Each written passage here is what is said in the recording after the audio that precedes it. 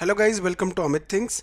In this video we will see how we can get our IP address on our Windows 11 system. So it's very easy. Let's see the first way.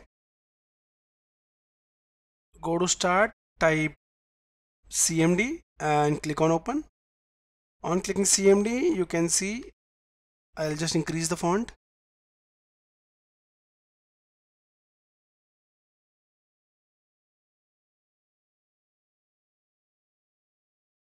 Just type ipconfig and press enter.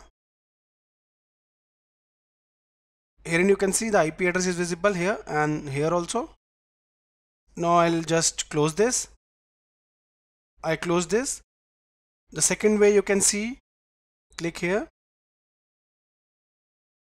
click on your network, right click and click on settings. Here and click on show available networks, and here it is, connected network. Click on the sign, go below, and after going below you can see the IP4, the address is visible and other addresses are also visible with all the details. So guys, in this video we saw how we can easily find the IP address on Windows 11. We saw two ways. If you like the video, do subscribe to our channel Amit Things.